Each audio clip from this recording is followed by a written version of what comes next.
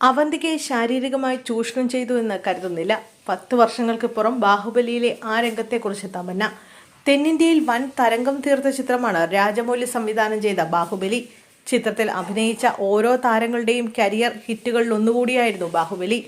ചിത്രത്തിൽ അനുഷ്ക ഷെട്ടിക്കൊപ്പം തമന്നയും നായികയായി എത്തിയിരുന്നു. പ്രഭാസ് അവതരിപ്പിച്ച കഥാപാത്രത്തിന്റെ കാമുകി അവന്തികയായാണ് ചിത്രത്തിൽ തമന്ന എത്തിയത്.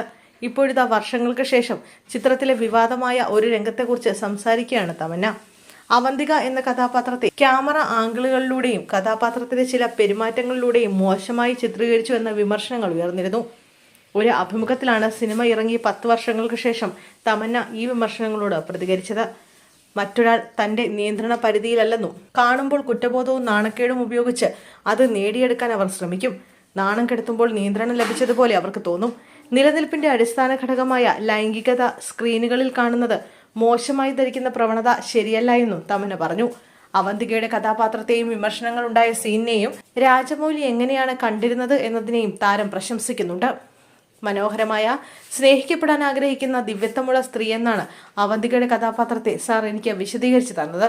ജീവിതത്തിൽ ഒരുപാട് യാതനകളിലൂടെ കടന്നുപോയിട്ടുള്ളതിനാൽ മറ്റുള്ളവർ തന്നെ ചൂഷണം ചെയ്യുമെന്ന് വിശ്വസിക്കുന്ന ഒരു സ്ത്രീ.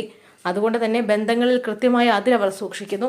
എന്നാൽ ഒരു യുവാവ് അവളെ പ്രണയിക്കാൻ ശ്രമിക്കുന്നു. അവളുടെ സൗന്ദര്യം അവൾക്ക് മുന്നിൽ തുറന്നു കാട്ടുന്നു, തമന്ന കൂട്ടിച്ചേർത്തു.